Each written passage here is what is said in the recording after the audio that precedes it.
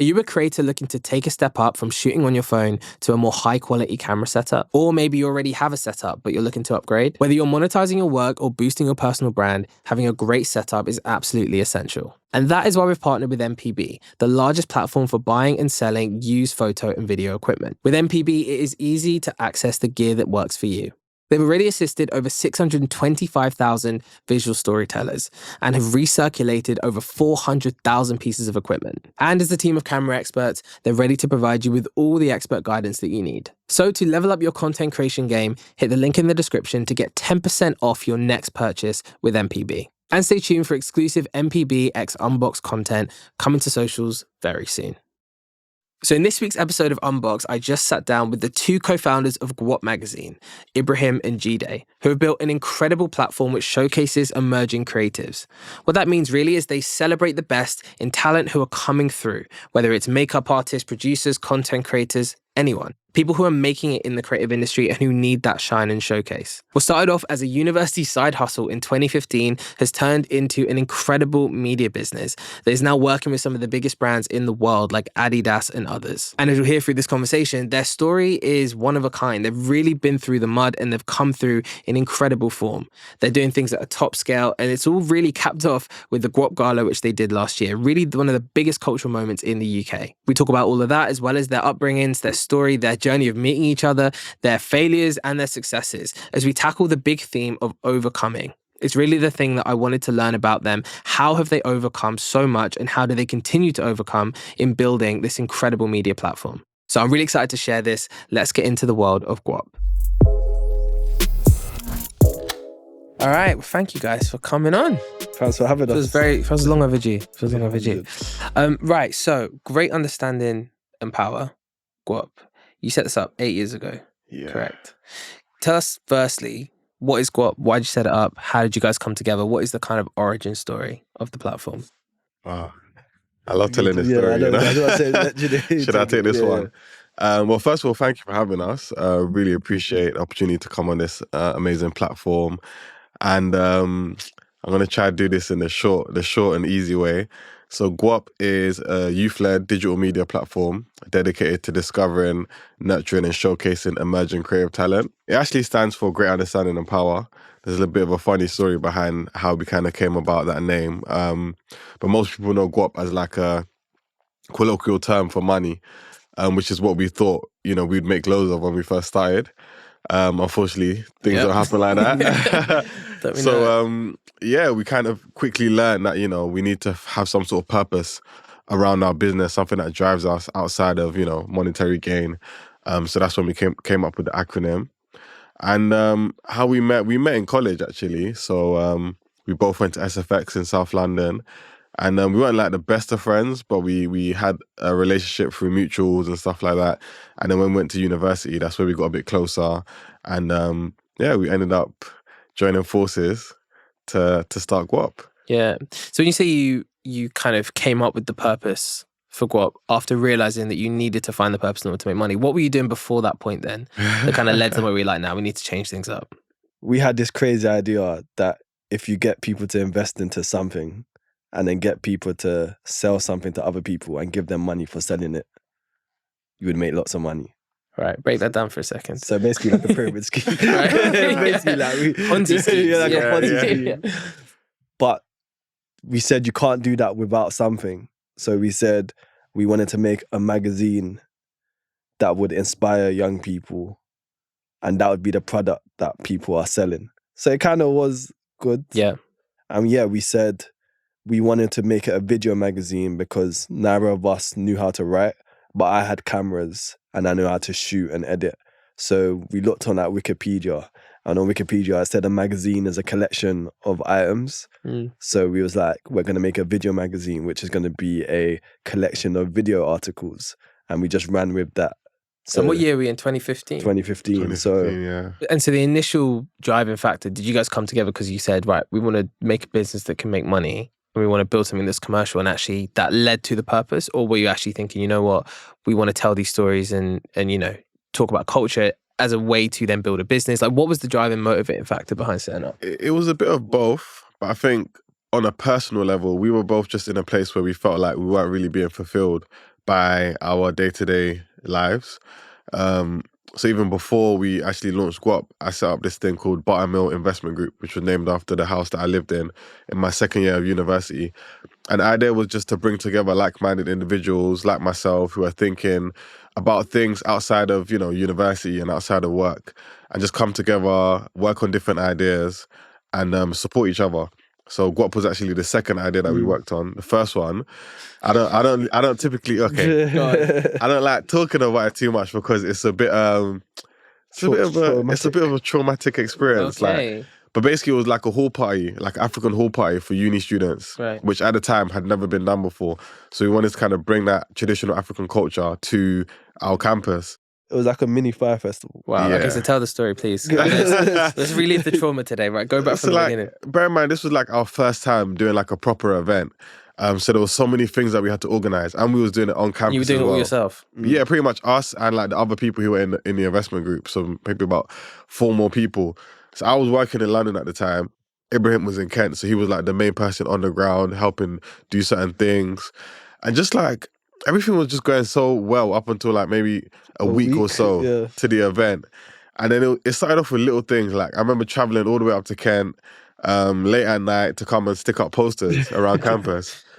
So I've gone back to London now. Yeah. And then Ibrahim calls me in the morning. He's like, "Oh, someone's gone around and taken out all the posters." Like, all of the posters. Literally was grinded. Yeah. Like, nighttime, doing from the accommodation where everyone lives, which is off campus, all the way into campus. It's a big job. Just doing posters, like gluing it ourselves, putting it up. And by the morning, it was all gone. The people that were picking up the decorations and stuff for us in London were also picking up different parts of the food. So by the time... Yeah, and it's also, this is an African Caribbean. I mean, the food got to be good, right? The food has to be good. And you cannot have no food. You can't have no food. And this our campus is in Kent. Yeah. Right. So like, people were queuing up outside the event, to get in, while the team was still in London with the decoration and the food. So things were just looking real bad. Because we didn't want it to go to overtime, they had to leave some of the food and just bring what they could. And bring some of it and some of the decorations. But then as soon as they dropped it, they had to go back. But then by that time, we had to start the event. Yeah. When the event started, it started off okay. Then our host randomly at some point said, "Okay, everyone, you can go get food now."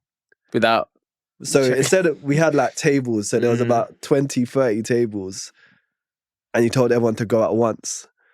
And the first batch of people who went ate all the food. So people were like taking pictures. I'm sure if you go on it today, like if you go on Twitter and type the hashtag AFParty, people are taking pictures of the empty plate. It's bad. And then some of the performers that we had performing on the day, we had like this mini like kind of festival lineup. It was a good lineup. It was like a really good lineup. And half of them came later than when they were meant to come. And then because we had the after party close off early, but we hadn't told everyone that, they came late and didn't even perform. But then we're expecting money for coming. Yeah. So then we was having battles here and there with that. People asking for refunds on the spot. Oh, really? Yeah, it was bad, man. I had to put out a whole statement next day. Public statement. Yeah, public statement to apologize and let everyone know they're not getting their money back. So okay, headache. So this is 2015, yeah? Yeah. 2015, got that right? Yeah, 2015, yeah. Okay, so, and obviously we'll fill in the gaps, but what I think is interesting, right, is you just fast forward to last year. Yeah. And to the GUAP Gala. Yeah. That you guys have put on. Yeah. And which was one of the biggest cultural events of the year. Like, do you look back and think that without maybe that defining moment, you wouldn't be as successful in terms of being able to now put on an event like that? We knew that from the couple days after, because a couple days after the AF party, we had the idea. No, we had the idea for GUAP the day before, and we always said from all the motivational stuff that we would see is that lots of successful entrepreneurs would have their failure. You're like, this is our failure. We're not doing it again. To us, this is it. The AF party was our failure to do everything afterwards. So we kind of made that link early on. Yeah, but also I think the thing that I took from it is like, I tried loads of things in the past, like whether it be like a music blog or trying to buy and sell cars or whatever it could be, you know, I could try and do to try and make money. And I would always just give up, and I would always like stop too early. But I think one thing I realized through the process of After Party is that if you see something through until the end, whether it goes amazingly well or not, the thing that I took from it is that I can manifest an idea from nothing into something. So I think I realized the power of manifestation in that moment. And I think we were just kind of saying that the event's going to be a flop. We know it, we could tell. But we manifested something that was literally just an idea, and we made it a reality. Yeah. And I think we just kind of took that confidence into our journey with GUAP. And it was in that same conversation that we actually came up with the idea for GUAP and the name. And I'd imagine, you know, as with most co-founding relationships, right? They're not necessarily easy always. However, when you go through hard times, you go through challenges, you go through an After Party, you come out knowing all the best things about each other, the worst things. It's almost like a relationship tested on a bad holiday. Do you know what I mean? It's like that level of depth. Okay, interesting. So for me anyway, looking at your story, and obviously you've done some amazing interviews out there, probably less, I think, that I've seen. But one thing that struck me, and obviously knowing you guys a little bit, is how you've overcome so many different things, both personally and professionally, to kind of get to where you've got to now. You're talking 8 years of GUAP now. You've had, obviously, a long life before then. You've had so many different businesses and so on, which we can touch on. But the big theme that I really wanted to like learn about from you guys was almost your sort of strategies and your methods for like overcoming the odds, like beating the odds and getting success. Obviously, After Party is a good example. Going back maybe slightly, and we'll start with Jide and then we'll go to Ibrahim. In your kind of earlier life, were there any examples of like big things that you've had to deal with, which you've had to overcome, that have now kind of informed the success you're having, or have given you some of the tools, some of the skills that you're now using? Yeah, I don't know. I would say probably just my life in general up until that just point. Life, bro. Just life, yeah. Because I guess I don't want to be cliche, but like being a young black boy growing up in South London, like I didn't even know that I was underprivileged, if that makes sense, because it was just like my normal life. Like my parents were doing everything they could in order to make ends meet. Like there were times my mum was working 2 jobs, not because she needed to, but because she wanted to get us the Christmas presents that we wanted, so that when we go to school, we won't be, left out. Exactly. So I didn't really realize that there was any sort of struggle or any sort of like disadvantage that I faced. I think it was when I went to Kent University. That's when I first realized that, wow, like, you know, I'm the minority here, and like I am a bit different, you know, because up until that point, growing up in South London, you're surrounded by people who have the similar circumstances to you. But I guess one specific example is like maybe in college, I pretty much failed all my AS levels. I don't know why. I was just probably like maybe misbehaving, maybe misbehaving, not focusing on the right things. And I guess A levels are really hard in comparison to GCSEs. Yeah, man. So that jump was a lot for me. So I literally remember getting my results back, and I had like D, E, F. And I was thinking, oh my God, like I'm not gonna go to uni. Like how am I gonna get into uni with this? Because it's not possible. So I pretty much had to retake all of my AS levels whilst doing my A2s. Oh, wow. So you did 2 at once, basically. Yeah, basically. And that was like the most difficult thing that I've ever done, like up until that point in my life. Because coming out of it, I ended up getting like a BBC or something like that, which was a massive turnaround for me. Like I was like, whoa, I can't believe I did this. And I got into my first choice uni as well.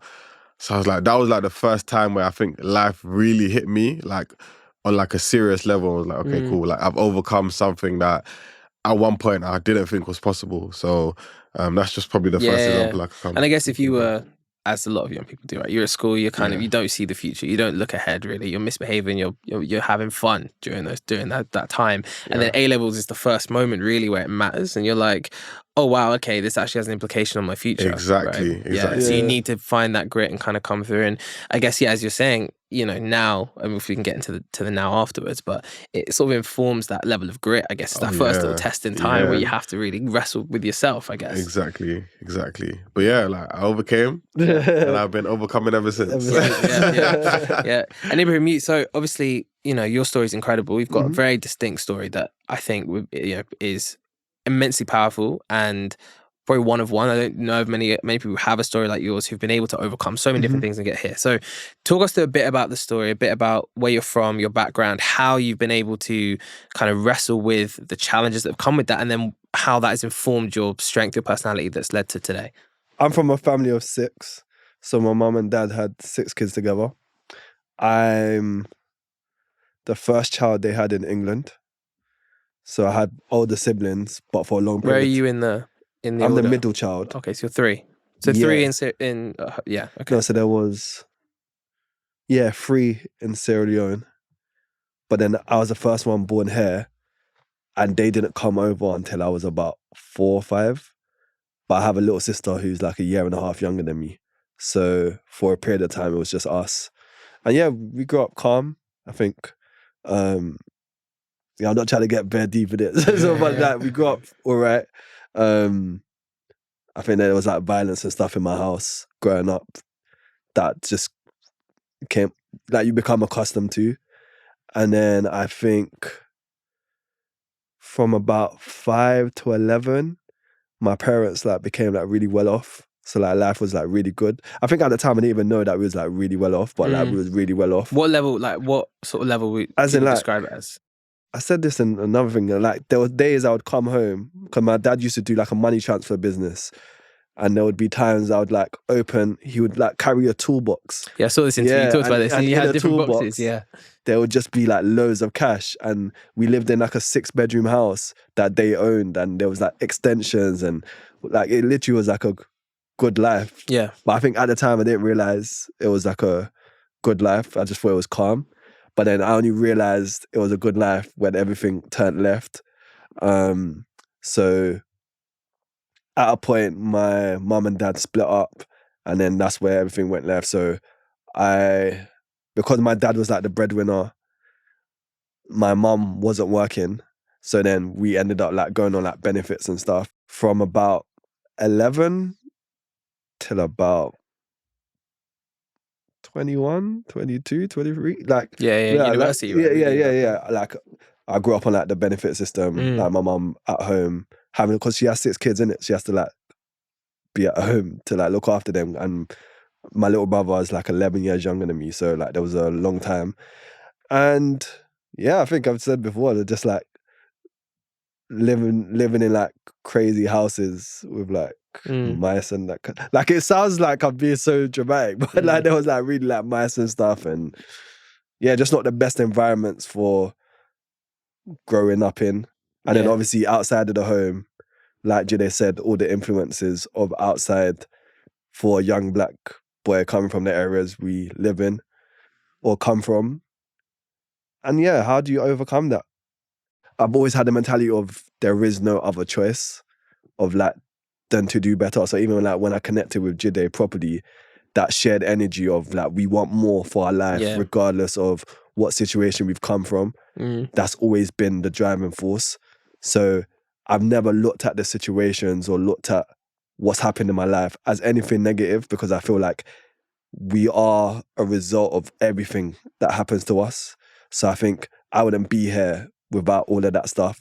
And me knowing that also pushes me to do more, because it's like, if I've gone through that and I'm here, now life's better, there's only so much more we can do. So I think that's the constant like thought in my head of like, there's always more to do, regardless of anything, and not like no plan B kind of thing. Because it feels like both of you kind of share that same energy of like your back's against the wall, but like there's only one way out of this. You know what I mean? You have to make this work. You have to make this a success. Did you feel that when you first kind of came together to discuss ideas? It was like, right, this is the guy I need to help me to make this happen. Definitely, because we both had like our individual circles. Like he had a couple best friends, I had my best friends that we used to do everything together with. So everyone would have thought that these were the people that we would get into business with. But funnily enough, I think when we did After Party, and we kind of realized through that process that, do you know what, out of everybody, he has the traits that I value the most, going forward when I'm looking for a business partner to work with. And I think mainly because one of the most important things was the fact that he wasn't like enamored by the lifestyle of being like a young black South Londoner, if that makes sense. Does that make sense to you? For those who don't know, what does that mean? Okay. I know what you're talking about. But for those who don't know, what does it mean? Okay, so like, again, he said in his household growing up, like violence was normalized. It's the same thing in South London. Like violence is normalized.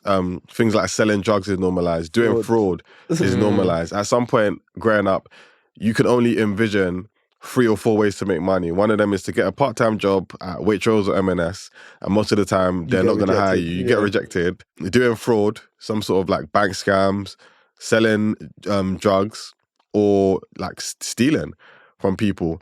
And like, this is what is kind of glamorized in and around, you know, your age group. The older people who seem to be successful that you're seeing within your peripheral view are doing those things. So you're how prolific is that world where people literally are there and as you're saying, your periphery, it's all you can see. Is that the case? 100%. It's all you can see. But then on top of that, even when you do go outside of your kind of your space and you go into other spaces, people still look at you like that. So like, the amount of times I would go to bars or whatever, I think I'm outside of, you know, the hood, and then people are asking me, excuse me, mate, you got any drugs for sale? And I'm thinking, what the hell? Like, do I look like I sell drugs? Clearly I do. But then it's like, if one person asks you, 2 people ask you, 3 people ask you, at some point you start to feel like... You got no drugs in you.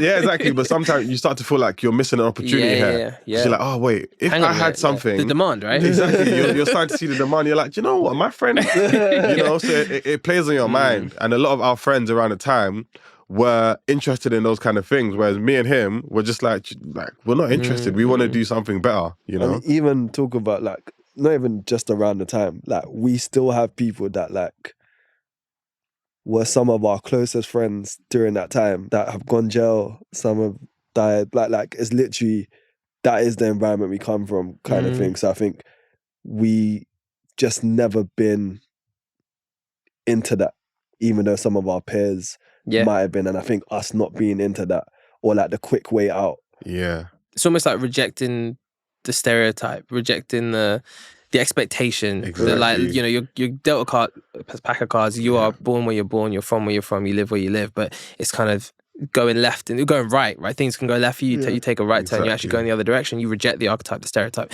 I think what's interesting about your story, right, is this different maybe, is obviously you came together at uni. A lot of people don't get to go to uni. Uni is in itself a little barrier of entry. But it feels like uni was maybe an escape from that 100%. For you guys, where you were able to get out of the environment, like physically, 100%. but also you're around other people who were all chasing academic goals. Yeah. Did that have a big impact, do you think, on you both? Yeah, definitely, man. It opened up our eyes. Because I still at uni all the time, and I have to be more careful because there are some people, even if it doesn't lead to a direct thing, it is a way out. Yeah, 100%. To be honest, it was actually a bit of both, you know, because again, that South London energy, it follows you, you know. Yeah. So there was were certain people, I'm sure it's same in North as well. There's some people, that actually went to uni who were kind of cool guys, but then when they get to uni, they're like, wow, I'm the baddest guy in town. You know, I'm going to start doing all this stuff that I never did in London. And I'm going to start doing that. It's a bit of an easier way to do it than doing it in London where you're competing with the best of the best and the biggest and the baddest.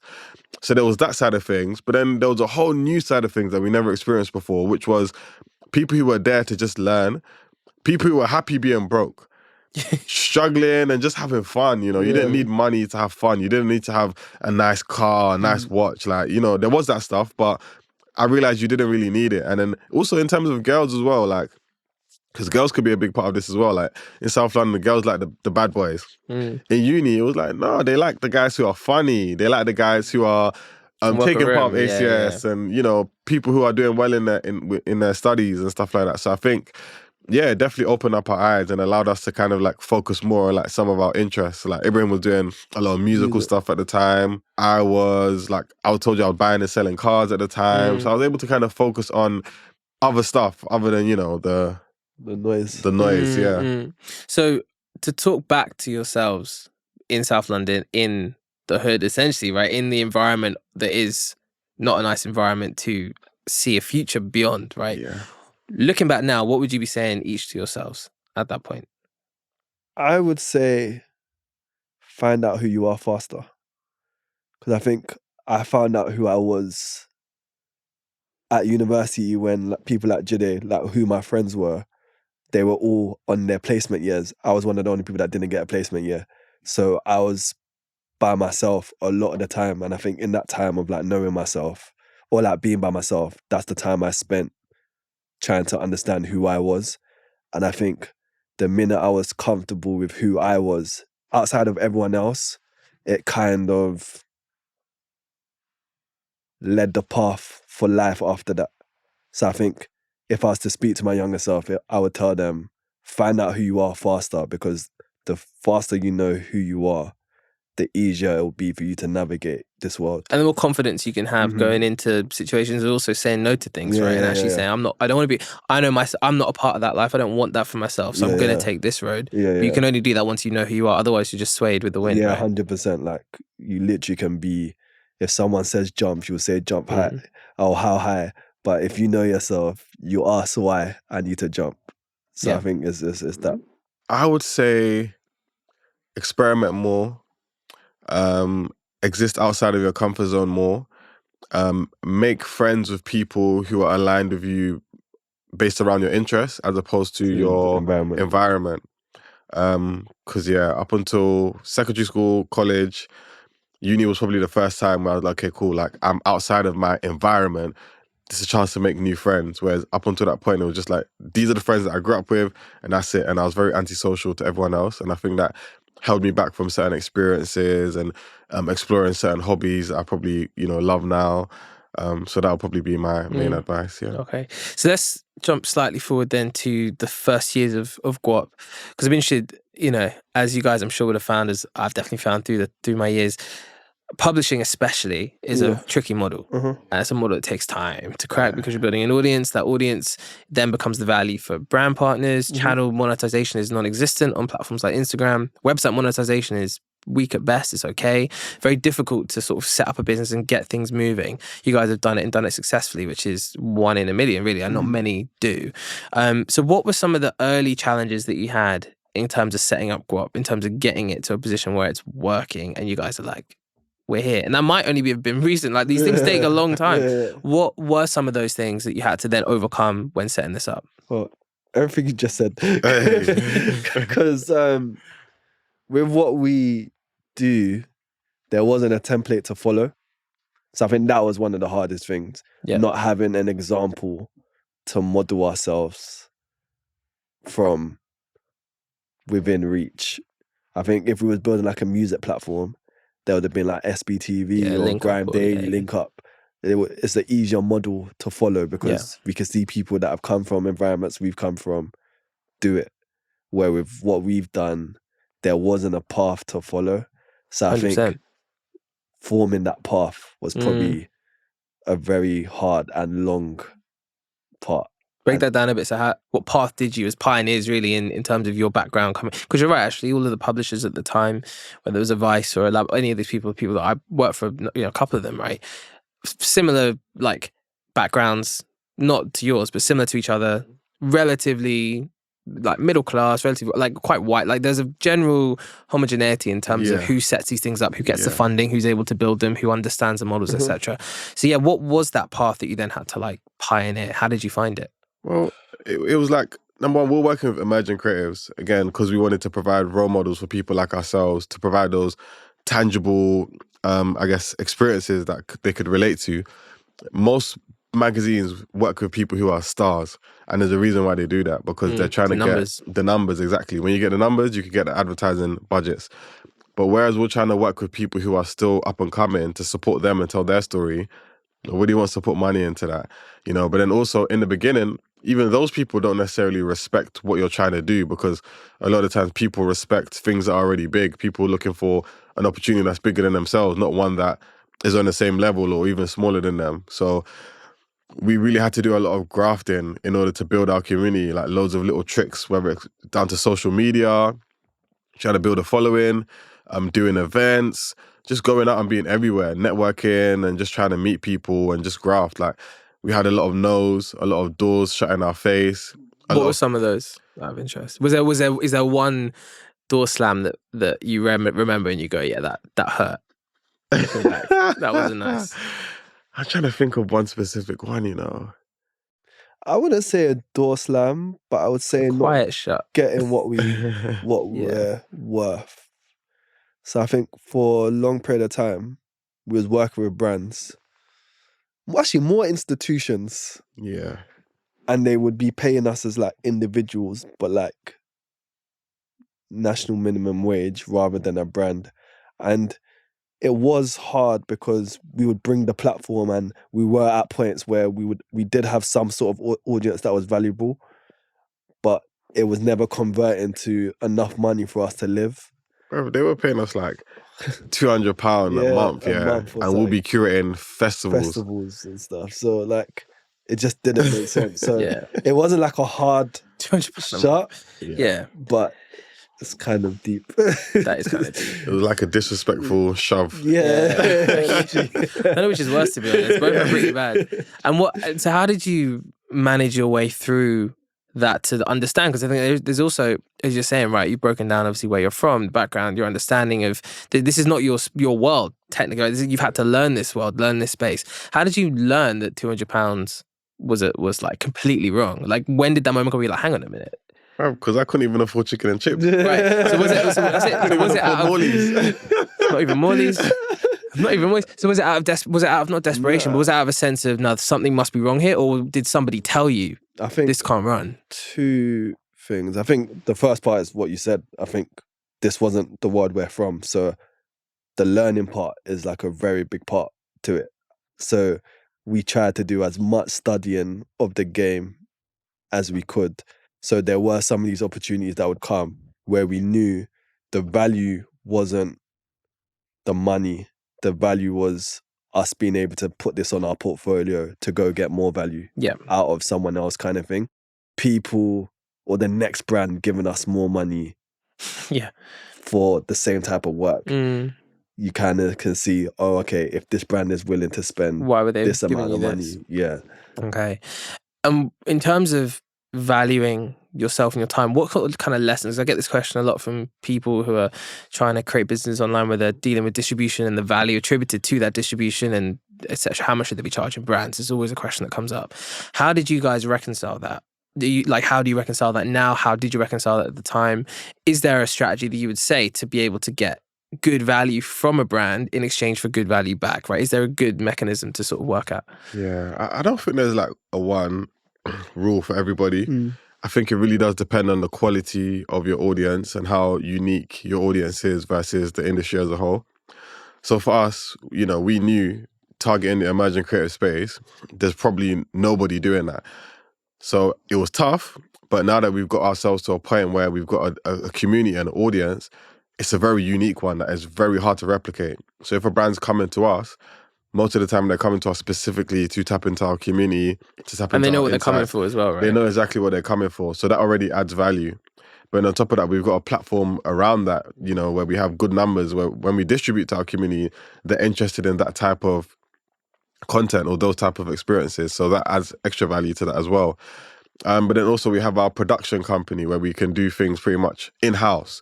So then that adds value. So I guess over time we kind of realize, okay, this is how we should be pricing ourselves. But a lot of the time the brands kind of take lead as well when it comes to budgets. A lot of the time they'll just tell you flat out, this is how much we have. Yeah. When we first started, we kept getting paid like £3,000. £3,000, £3,000 every time. We was like, bro, what's going on? Like, what's this £3,000 thing? Like, but at the time that was good money for us. But now, like, they'll be coming to us with like 6-figure budgets easy.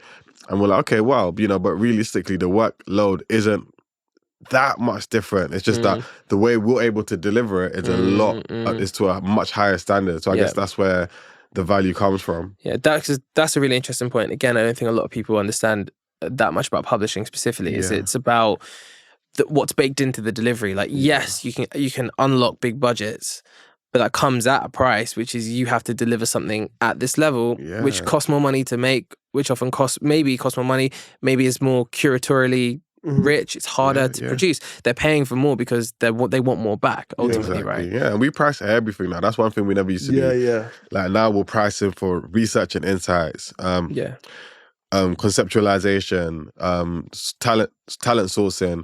Then we're charging for everything production-wise and everything that comes with that. And then also on the distribution side as well, we're creating media plans. Like if you want to post on this channel, if it's going to be a story, if it's going to be an in-feed post, if it's going to be a tweet, if it's going to be on this, a website article, everything has a price, So Yeah, whereas at the beginning, it was just like, oh, okay. £3,000. Yeah, £3,000, we'll take it. Or £200. Yeah, we'll take it, we'll make it work.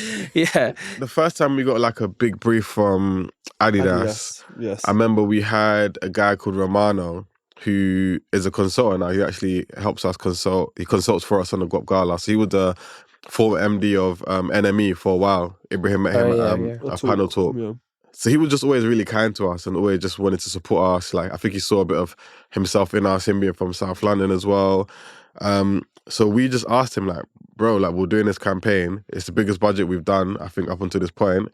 We don't know how to price ourselves. Can you come and help us? Yeah. And he literally came down on his motorbike and he sat down with our team and we're just like, look, this is how you're going to, you know, your deck looks good, but this is how you're going to do the pricing model. And he kind of gave us some good tips that some of them we still use today. So that kind of, it helped us, but obviously, you know, we've learned a bit more since then. But I think it was just more the confidence on being able to go back to these brands and tell them, look, this is what we're presenting. And they're like, oh, okay, that looks good. Yeah. I always feel like the first time you do it and it works, you're like, raw. Yeah, 100%. That actually pulled it off. And then it's like, okay, cool. You've got the confidence to go do it again. It's that first time where I think it's also a thing of, am I going to lose it? And is this ridiculous? Am I crazy to even be talking about 6 figures or whatever it is? And actually they're like, no, this is casual, you know? Yeah, it makes a lot of sense. Right, so I want to get into the GUAP Gala now because that's obviously, it feels like for me the tentpole, like the hero of I think everything. It's interesting. Your journey started with events. It's now been built up through this incredible platform, and it's now kind of capstoned, I think, with this incredible cultural moment and event. So how did the gala come about? What was it like putting it on? What's the story behind it? And what was it like to execute something that big? You know, I don't know whether it's the way you just said that. You just made it sound so like magical or romantic. Bro, that's why I'm here. He's good at what he does, man. But the gala, like, to be honest, it's an idea that we've had since we were in our first office, so like 6 years ago. If you probably look back at some of our old pictures and you look at the whiteboard in the background, like in 2017, you'll see GUAP Gala, question mark on the board, you know. So it's an idea we've had for a long time. It was just never the right time to execute it. Number one, we didn't have the experience. We didn't have the network. We didn't have the leverage. You had the trauma of AF parties. The trauma still lingering in the back of our mind.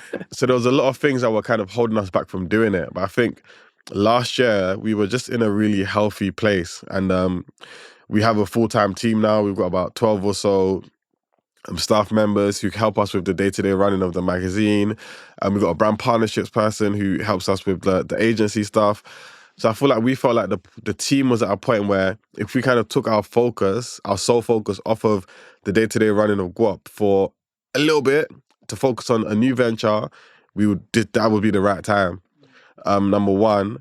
And then also, I think the culture, like we just noticed a gap in the culture where we felt like there were so many people, amazing creatives working across the entire creative industry, behind the camera, in front of the camera, that just weren't getting any love. So from your podcasters to your online show creators to your stylists, your MUAs, your dancers, there's so many people that make the creative industry tick. But when you look at the traditional award shows, it's always music. It's always film. Yeah. And even let's say if a music video gets wins an award, it's the artist that's going on stage to collect it. And it's like, wow, like people are always like, oh, wow, the artist dress is so nice. But it's like, no, but it's the stylist that makes them look cool. You know, we were just like, wow, there needs to be a shift. And our thing has always been about elevating creatives and making sure that they get the light that they deserve. So we just felt like, wow, this is the perfect opportunity for us to bring all the elements of what we do with GUAP, the magazine, the agency, into a space that can not only take us to the next level, but can also take the creative culture to another level. When we were looking at venues, when they presented us like 4 options as to where we could potentially do this, it was the magazine, Printworks, Tate, and the Natural History Museum. And I was looking at all of them thinking, well, crazy. This is insane. You know, people in our team were saying we should do it in Peckham Levels. You know. So it's like, Bussy building, no, Bussy building. I was like, oh, slight man. step down, guys. I can't lie. It's a big, gulf. So it was like, wow, like Natural History Museum. I remember going on the viewing, thinking they're probably going to tell me to get the hell out of here. Like, why would they allow us to do 2 youths from South London to come and do an event in their space? But then when we walked in, they're giving us clipboards and it's like, they're taking us around. I'm thinking, wow, they were like, even the nicest. Yeah, they were the nicest out of all of them. I'm looking at a dinosaur above my head, and I'm thinking like, oh well, like artifact. And I'm thinking, wow, they're really gonna let us do an event here. Did it feel like a career highlight for both of you? Yeah. Do you look at that and say, yeah, that was kind of the best thing you've done? Do you think? It's up there for sure. Like, and I think the culture kind of received it in that way because I guess after the gala, so the gala happened October last year. Oh my God. You know, you asked about challenges. Yeah. I should have spoken about when the Queen passed away. Please do. Last year. And then we had to postpone the gala. Oh, wow. Like a week before the gala, everything was in line, hundreds of thousands of pounds spent. And then we just found out that the Queen passed away. Wow. I was thinking, damn, that's so sad. You know, I've only ever known Queen Liz, that's awful.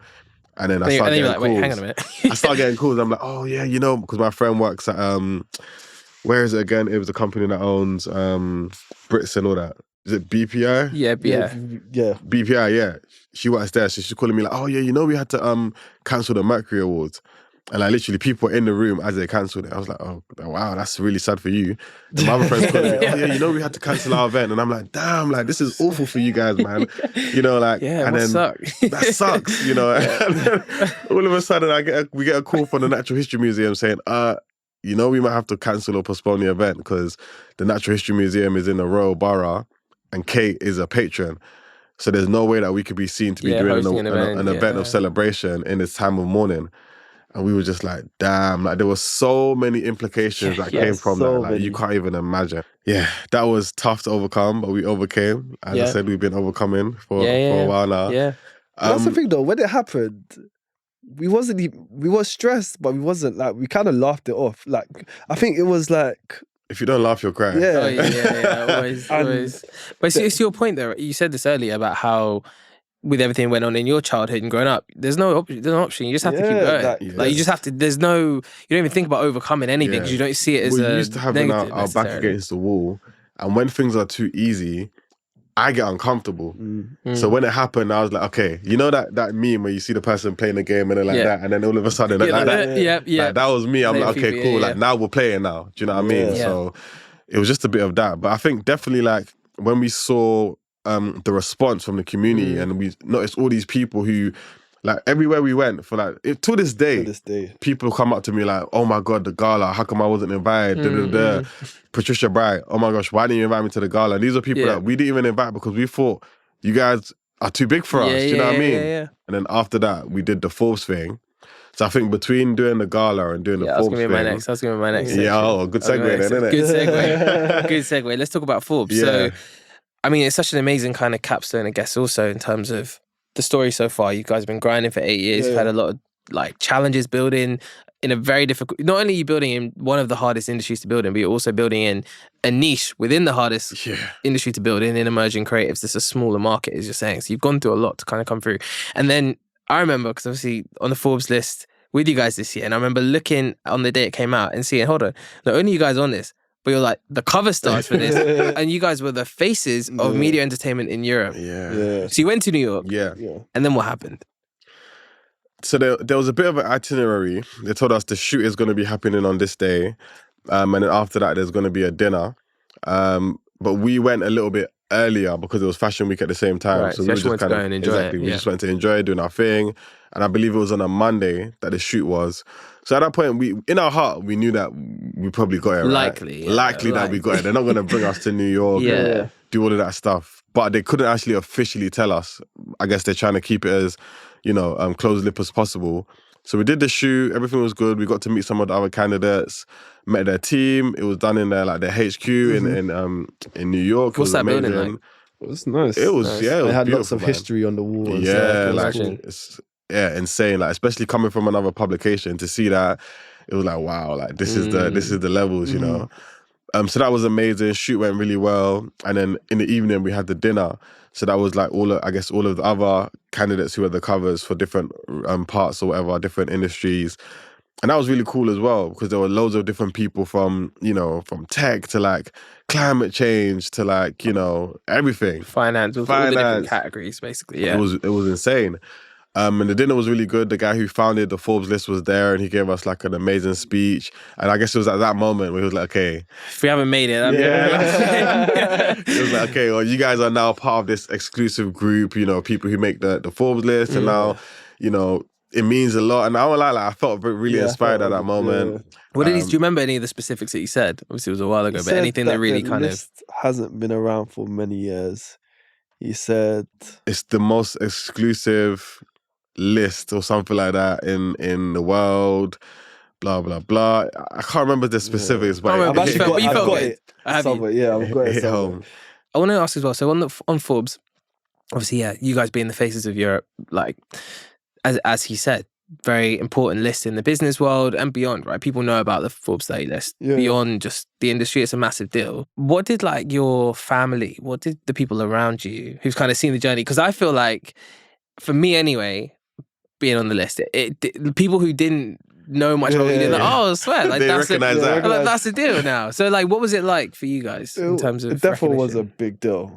Even I saw someone the other day, I think, come from the areas we come from, I think people are like, raw, you're on Forbes. Like the guy I was speaking to, someone I haven't seen in years, and he just literally was like, you're the only person I know from ends who's on Forbes. And that's a reality. Like there isn't many of us that have actually got to that pillar. So I think, to our friends, some people that knew us growing up, it kind of was a big deal. Yeah, like my mum got me like a big blow up frame picture. And like our friends threw like a surprise party for us at our office. They got us a cake with the picture on it as well. So like everyone really took it seriously. I think it's one of those things, like you said, it's like people somewhat understand what you're doing. It's, you know, creative industry, it's not, you know, traditional industry. It's not accounting or finance where everyone understands, or a doctor, oh, you're a doctor. You know, to say, oh, I'm a content creator or something, people don't get it. But when they see you on Forbes, it's like a universal language. Yeah, it's a universal language. It's like, okay, you must be successful. And it feels like a really nice kind of, obviously, you know, it's the start of a next journey for you guys, I think, as in this elevated level where you've gone for so long, you get this recognition. Obviously, you know, your lives don't change overnight from that recognition, but it's a great sort of, I guess, reflection of all the work you've been putting up to this point. And then you come off the back of that, and then what's next? So what is coming for you guys over the next year?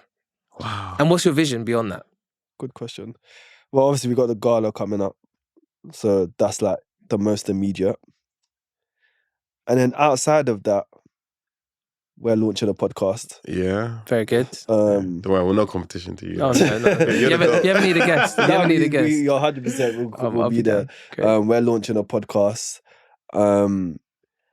And I was speaking to Jide about kind of going back to our roots in terms of like the magazine side of things, of like actually bringing things like print back and doing a lot. Print's going to make a resurgence. Yeah, and doing a lot more events and stuff. And events. The two things that I honestly believe. I feel like people are sick of everything being digital. Just like doing stuff. So I think 100%. The return of the physical, and we have like other events that are on the same level of GUAP Gala that we're trying to like bring to life as well.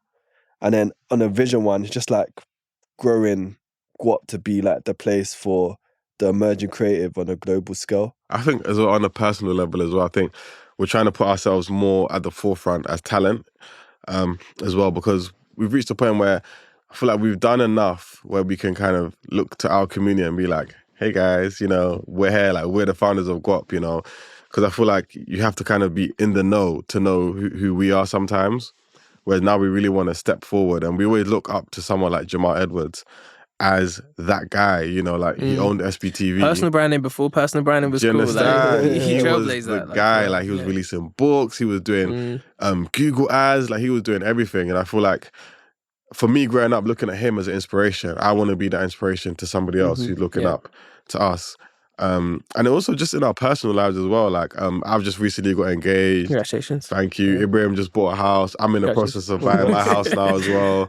So it's like we're just doing a lot of like adult stuff that we didn't think we would be able to do when we first started GUAP. We couldn't envision that it was possible when we were getting paid £200 a month, you know. It's hard, but it's hard to envisage more than these, like, never mind a house. Exactly. So So I think we're just growing old, man. We're getting to our 30s now. So some of us are turning 30 this year. Why? Mad. But it's just doing adult stuff and just growing as individuals, growing as a brand. If you were to describe your whole journey so far, and you were to say what is the one big lesson that you've taken from your journey to date that you would pass on to somebody listening who might be going through a similar thing? I think probably the biggest lesson I've learned is that it'll work out as long as you work. Like, I think... Buzz. I rap sometimes. I know. I think what we done and what we've been doing, we had the vision, but not the path. And I think we were just comfortable with doing something every single day that would contribute to the vision. And the path kind of found its way. I remember we used to talk about a lot of the things that Jide just said that we're doing, things like buying houses and raising families and getting married. We used to question a lot how we would be able to do this from GUAP. And for a long period of time, we didn't really have the answer. But all we knew is that we wanted to make this work. And I think we just carried on working. And one thing led to the other. So I think that's the one thing I'd probably say to anyone is that even if you don't have a clear path, as long as you have the vision and you're willing to do the steps to get closer to that vision, the path will find its way. Amazing. Yeah, that's a good answer. That was a good answer. Mine is going to be very simple. It's just go. When we first started the magazine, we always used to name our issues after what we were feeling in our hearts at the time. And that was the name of our first ever issue, was Just Go. And it was because we didn't have any experience within the publishing industry.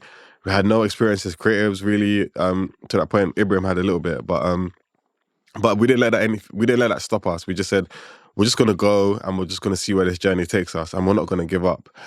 And I feel like the biggest thing that holds back a lot of entrepreneurs and a lot of creatives is that imposter syndrome, that fear of actually just starting, like you don't have to have a 10-page business plan. You don't have to have all the answers at the beginning. Sometimes you just need to start, with rough edges and a loose plan, and just kind of grow as you go along the journey. So that would be my advice to everyone. Just go and don't give up. Amazing. I think we'll wrap it up there. Yeah. That was very nice. Yeah. Guys, thank you so much for coming on. Oh, no, thanks for having us. That was a great chat. Yeah, that was amazing. Yeah. Really appreciate you.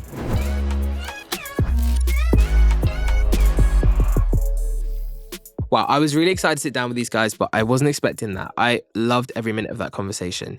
I think to hear about the stories that they've experienced together as a duo, but also individually, how they've managed to come through such hard circumstances, ultimately growing up and in their teens, and to now be building such an amazing media business as they're doing is so inspiring. I think the whole theme of overcoming shines through the both of them. They don't even think about overcoming. That's one thing that's popped out for me. They are focused on just building and going ahead. They don't even look behind. They're incredible inspirations, and I'm so glad I got to sit down with them. So thank you so much as ever for watching and listening to this week's episode of Unboxed. Make sure to subscribe and check it out wherever you get your podcasts.